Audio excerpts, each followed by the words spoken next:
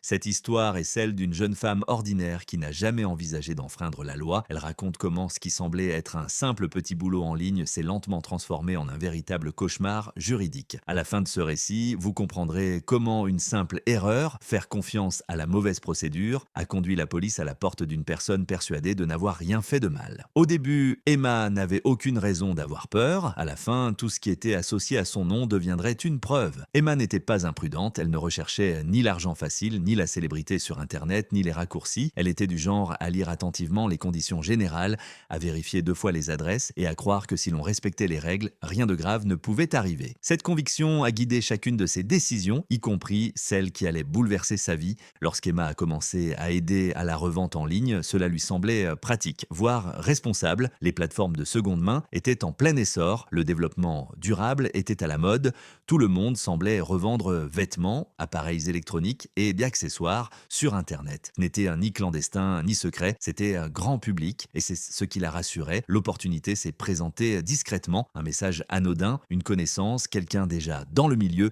lui demandait si elle pouvait l'aider à gérer les annonces. Pas de vol, pas de sourcing, juste de l'organisation, télécharger des photos, rédiger des descriptions, répondre aux questions des acheteurs. Emma a été douée pour ce genre de tâches.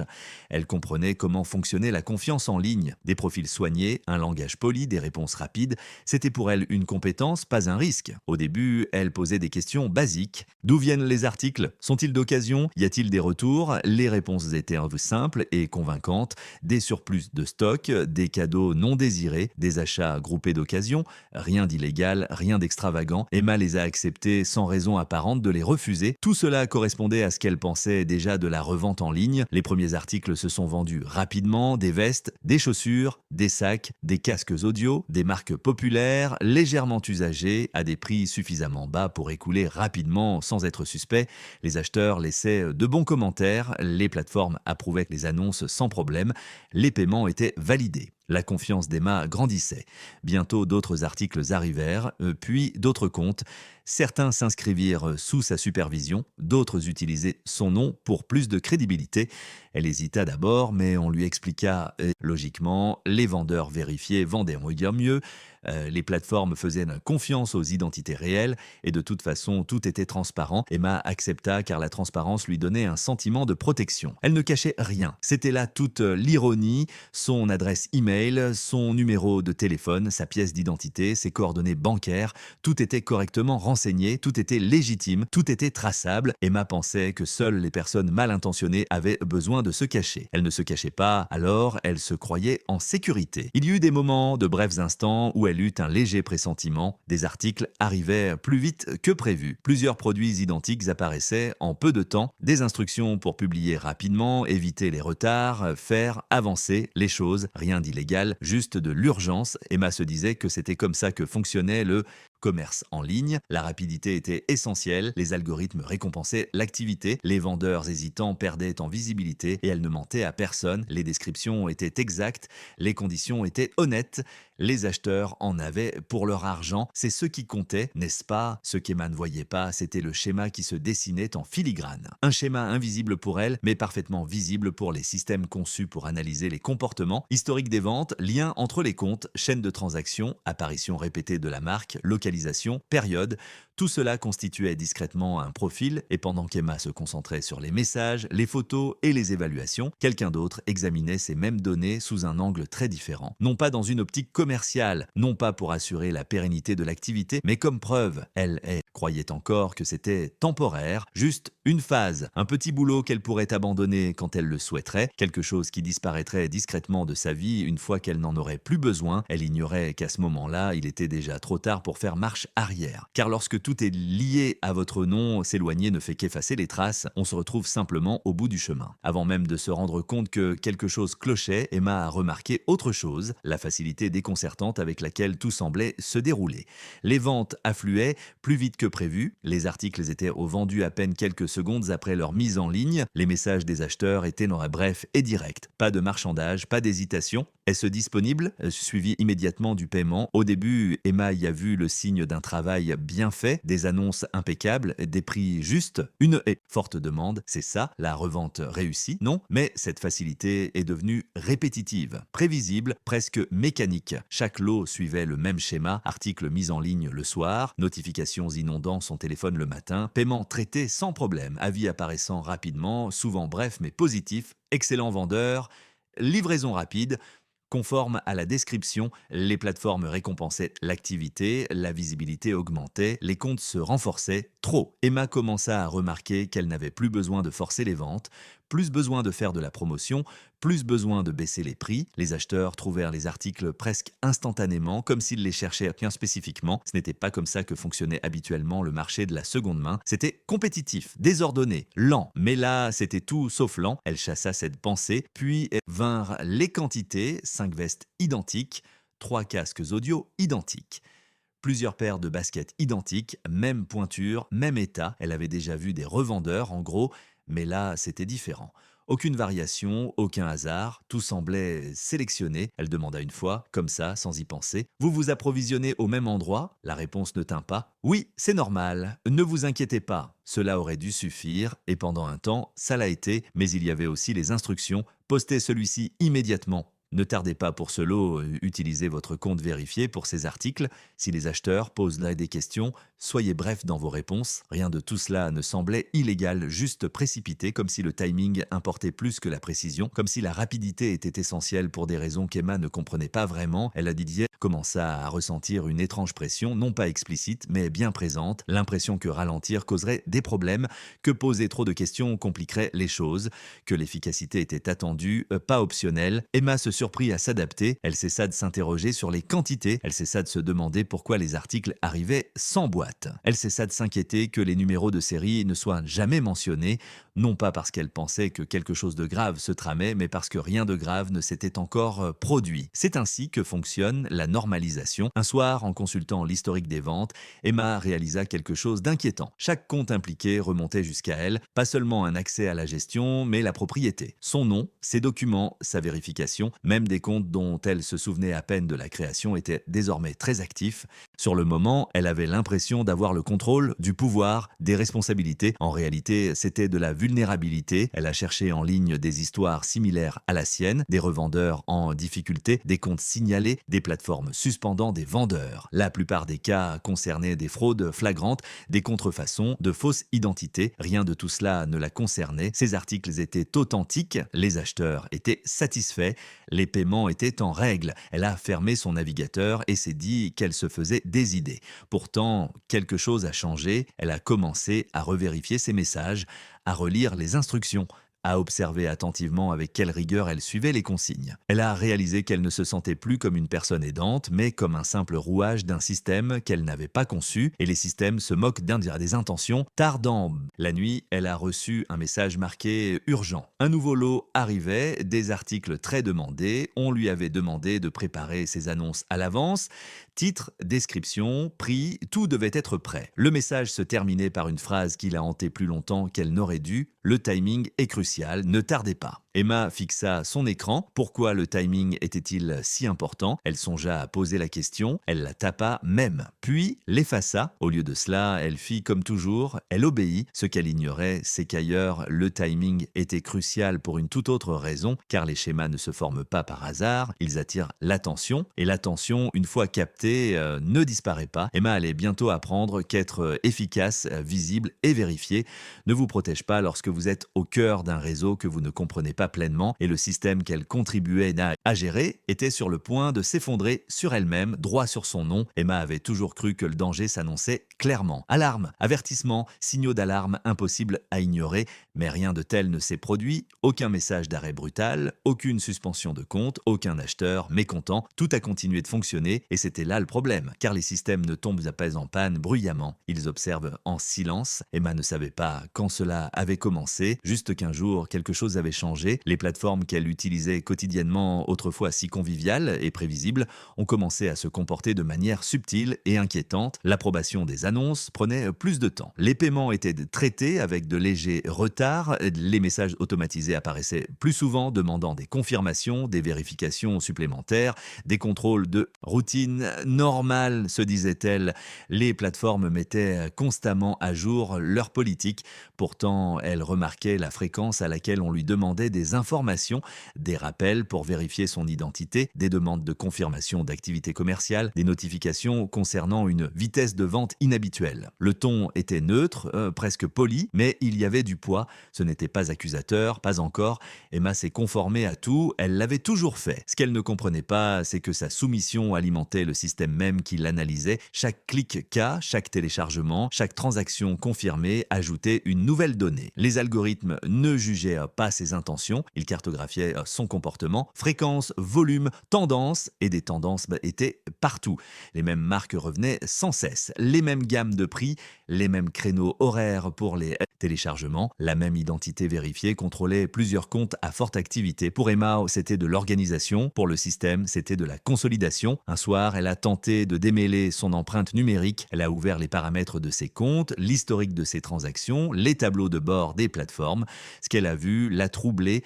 Tout la ramenait à elle, pas aux fournisseurs, pas aux sources d'approvisionnement, pas aux personnes qui manipulaient physiquement les marchandises. À elle, elle s'est rendue compte qu'elle ne pourrait pas expliquer clairement son rôle si on le lui demandait. Était-elle assistante, responsable, vendeuse, partenaire commercial?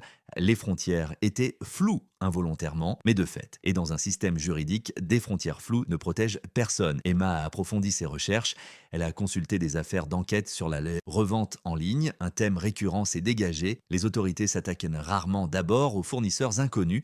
Elles commencent par les noms, les identités vérifiées, les comptes bancaires, les personnes identifiables, des personnes comme elle. Elle se souvint de la phrase qu'on lui avait répétée au début. Utilise ton nom pour inspirer confiance. La confiance, comprenait-elle maintenant, était réciproque. Elle songea à prendre du recul, supprimer ses comptes, se distancier. Mais cette idée s'effondra lorsqu'elle réalisa à quel point elle était déjà impliquée. Fermer ses comptes n'effacerait pas les traces, les transactions étaient archivées, les données étaient permanentes, même l'inactivité serait suspecte. Et l'inactivité peut paraître suspecte. Emma se sentait prisonnière de sa propre exigence de conformité, d'avoir tout fait dans les règles. Elle n'avait rien caché, elle n'avait pas menti, elle n'avait pas dissimulé son identité. Et pourtant, cette transparence s'était transformée en prison. Puis apparut la première véritable brèche. Un acheteur lui envoya un message tard dans la nuit. Le ton n'était pas agressif, juste confus. « La police m'a contacté, ils m'ont demandé d'où venait cet objet. » Emma se figea, elle relut le message, encore et encore, ses mains se glacèrent. Elle répondit avec précaution, neutralité, professionnalisme. Elle demanda des précisions, l'acheteur ne répondit pas. Quelques heures plus tard, l'annonce avait disparu. Aucune explication, aucun avertissement, disparu, tout simplement. Le lendemain matin, en se connectant, elle découvrit une notification lui demandant des documents supplémentaires pour un contrôle de conformité. Ce n'était pas une accusation, c'était une procédure, mais les procédures existent pour une raison. Emma commença à comprendre quelque chose de fondamental et de terrifiant. Une fois que les systèmes se mettent à poser des questions, les réponses n'arrêtent pas le processus, elles ne font que le façonner. Ce jour-là, elle vérifia son téléphone à plusieurs reprises. Chaque vibration semblait plus forte que la précédente. Les emails se confondaient. Les sons habituels lui paraissaient donc soudain intrusifs. Elle essayait de se concentrer sur sa vie normale, mais son attention était sans cesse ramenée vers les écrans, les comptes, l'historique. Quelque part, des liens se tissaient, et ce n'était pas elle qui les tissait. Ce soir-là, Emma reçut un message inattendu, non pas d'un acheteur ni d'une plateforme, mais de la personne qui l'avait introduite dans ce système. « Tout va bien, continue comme ça ». Ces paroles rassurantes sonnèrent faux. Trop calme, trop tard, car Emma comprenait désormais la vérité que personne ne lui avait dite au début. Quand quelque chose tourne mal dans un système comme celui-ci, la personne la plus connue est la plus en vue et la plus facile à joindre, et elle allait bientôt découvrir à quelle vitesse la visibilité se transforme en responsabilité. On frappa à sa porte sans agressivité. C'était le pire, c'était un coup ferme, maîtrisé, patient, le genre de coup qu'on ne donne pas aux voisins ni aux livreurs. Emma l'entendit alors qu'elle se tenait dans sa cuisine, son téléphone à la main, en train de faire défiler ses messages sans réponse et ses notifications de conformité. Un instant, elle songea à ne pas ouvrir, à faire comme si elle n'était pas là, elle laissa passer l'instant, mais au fond d'elle, elle le savait déjà, ces moments-là ne passent pas. Elle ouvrit la porte, 2 personnes se tenaient dehors, calmes, professionnelles, Des expressions neutres, ah, elles ne haussèrent pas le ton, elles ne se précipitèrent pas. L'une d'elles prononça son nom clairement, correctement, sans hésitation. Emma Collins, c'est à ce moment-là que l'histoire cessa d'être en ligne. Elles expliquèrent la raison de leur présence en termes mesurés, une enquête, des biens volés, des plateformes en ligne, des comptes liés à son identité. Elle ne l'accusait pas encore, elle l'informait, elle rassemblait des faits, elle posait des questions. Emma écoutait, hochant la tête, retenant son souffle. Elle tenta de s'expliquer, elle leur dit qu'elle n'avait rien volé, qu'elle n'avait jamais touché aux biens, qu'elle ignorait qu'ils étaient volés. Elle expliqua qu'elle gérait seulement les annonces, qu'elle aidait seulement aux ventes, qu'elle suivait simplement les instructions. Elles l'écoutèrent attentivement, puis elles lui demandèrent de s'asseoir dans son appartement. Tout lui parut soudain exposé. Son ordinateur portable, son téléphone, son routeur qui clignotait discrètement dans un coin, des écrans qui représentaient autrefois des outils de productivité. Ils ressemblaient maintenant à des témoins. Ils demandèrent les appareils. Emma les leur remit sans résistance. Elle n'avait rien à cacher, du moins c'est ce qu'elle croyait. Mot de passe, identifiant, code de vérification. Elle coopéra pleinement car la coopération lui semblait être la dernière preuve d'innocence qui lui restait. À mesure qu'ils examinaient ses comptes, la réalité devenait impossible à ignorer. Son nom était partout, chaque profil de vendeur, chaque mode de paiement, chaque compte vérifié, chaque document fiscal, l'historique de chaque transaction. Les agents n'eurent pas besoin de s'étendre. Les preuves parlaient d'elles-mêmes, non pas la culpabilité, mais l'implication, la présence, le contrôle. Ils expliquèrent à Emma quelque chose qu'elle n'avait jamais envisagé auparavant. Juridiquement parlant, gérer, faciliter et tirer profit de la vente de biens volés ne requiert pas la connaissance du vol. L'intention compte, certes, mais la responsabilité existe même sans elle. Je ne savais pas, répéta Emma d'une voix basse. L'un des agents acquiesça. On entend souvent ça. Cette phrase l'a frappée plus fort que n'importe quelle accusation. Elle a alors compris le fonctionnement du système. Les voleurs étaient invisibles, non enregistrés, non vérifiés, injoignables, mais Emma, elle était fichée, traçable, coopérative, réelle.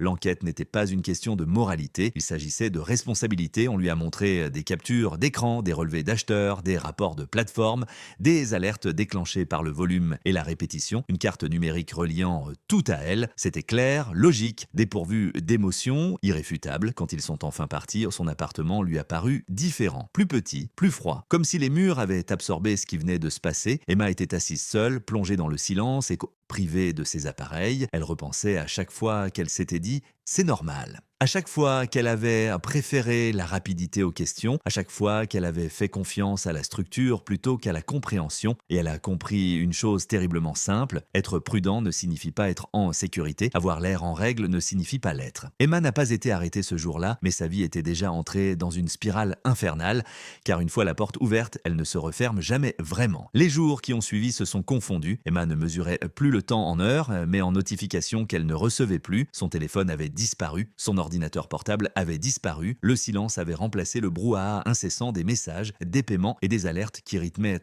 autrefois son quotidien. Le silence peut être plus assourdissant que le chaos. Elle repassait en boucle chaque interaction, chaque décision, chaque instant où elle avait choisi de ne pas poser de questions, car tout semblait normal. Désormais, plus rien ne paraissait normal. Chaque souvenir avait un poids, chaque petit choix semblait plus important que jamais. Le premier interrogatoire officiel fut rapide, une petite pièce, des murs neutres, pas de fenêtre. Deux personnes face à face, polies mais concentrées.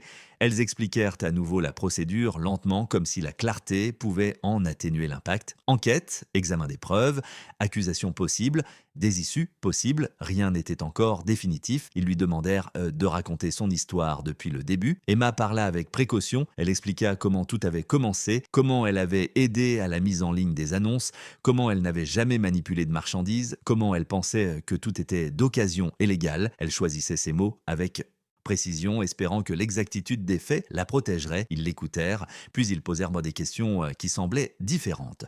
Pourquoi tous les comptes étaient-ils enregistrés à votre nom? Pourquoi les paiements transitaient-ils par votre intermédiaire? Pourquoi avez-vous continué après avoir constaté un volume inhabituel? Pourquoi n'avez-vous pas vérifié les sources? Emma n'avait pas de réponse convaincante, seulement des réponses honnêtes. Je faisais confiance au système. Je ne pensais pas que c'était ma responsabilité. Je pensais que les plateformes interviendraient en cas de problème. L'un d'eux se pencha légèrement en avant.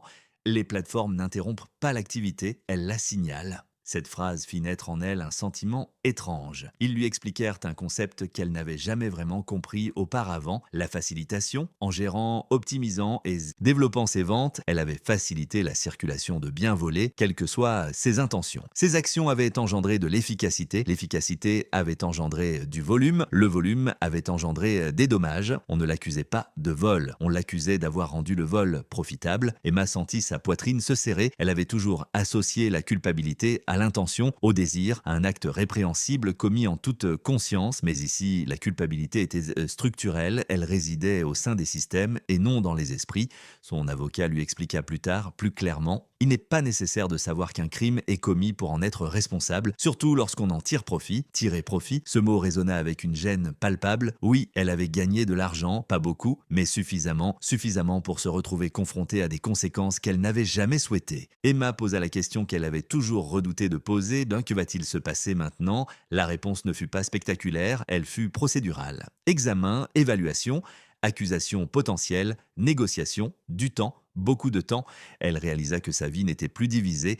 Entre travail et repos, projet et week-end, sa vie était divisée en deux, avant et après, avant qu'on ne frappe à sa porte, après qu'on ne frappe à sa porte. Elle rentra chez elle avec un sentiment de vulnérabilité inexplicable. Non pas parce qu'on l'observait, mais parce qu'elle comprenait désormais à quel point l'ignorance ne protégeait pas. Elle pensa à ceux qui l'avaient entraînée dans cette histoire. Leur nom n'avait pas été mentionné, leur compte n'avait pas été retracé, leurs identités n'avaient pas été vérifiées, ils étaient invisibles. Emma, elle, ne l'était pas. Cette nuit-là, elle ne put fermer l'œil, non pas par peur de la prison, pas encore, mais parce qu'elle comprenait le piège dans lequel elle était tombée si volontairement. Elle avait cru qu'être organisée, coopérative et transparente la protégerait. Au lieu de cela, cela avait fait d'elle la cible la plus facile. Et la pire des prises de conscience lui vint sans bruit, sans drame. Même si elle prouvait son ignorance, elle pourrait quand même être tenue pour responsable.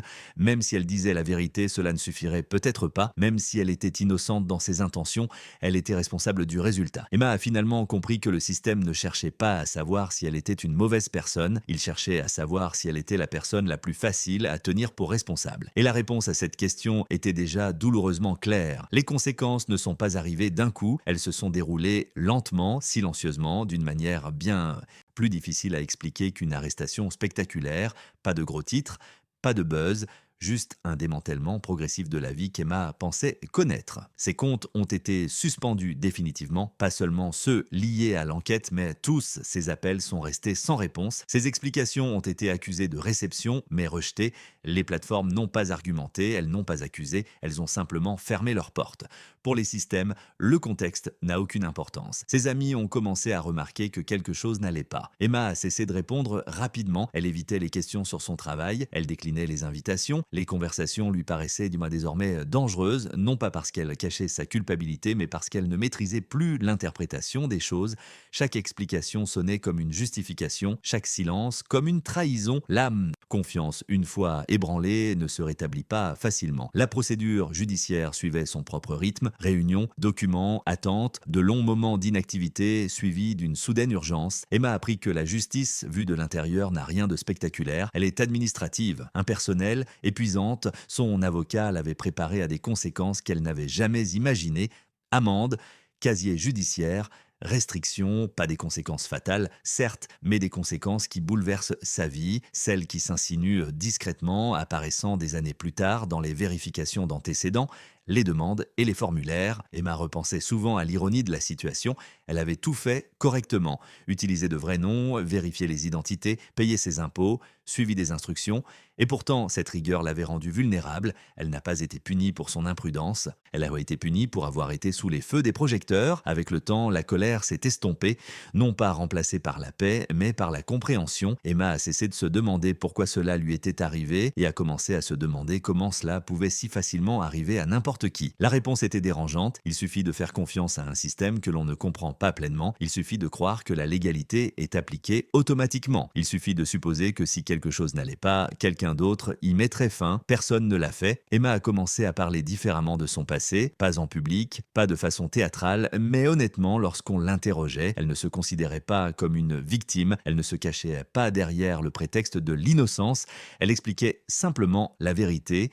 Eh bien, je n'ai pas volé, mais j'ai contribué à ce que ça fonctionne. Cette phrase impliquait une responsabilité bien plus grande que le déni. Ce qui l'a le plus marqué, ce n'est pas la peur du châtiment, mais la perte de ses certitudes. La prise de conscience que les bonnes intentions ne vous protègent pas dans les systèmes fondés sur les résultats, que la prudence ne suffit pas quand votre nom devient une infrastructure. Emma s'est reconstruite lentement. Nouveau travail, nouvelles limites, nouvelles règles pour elle-même. Elle a appris très tôt à poser les questions qui dérangent, à se retirer de tout ce qu'elle ne pouvait expliquer clairement à autrui, à se souvenir que la facilité est souvent le prix du risque pris par les autres. Elle n'est jamais retournée à la revente, non pas parce que c'était illégal, mais parce qu'elle avait compris à quel point la frontière était ténue. L'histoire ne s'est pas terminée par un verdict dramatique, elle s'est terminée par une vérité plus discrète. Dans le monde moderne, la responsabilité n'incombe pas toujours à celui qui commet l'acte, elle incombe à celui dont le nom relie tout. Et une fois que votre nom devient le centre d'un système, le fait de s'en retirer n'efface pas ce que vous avez contribué à construire.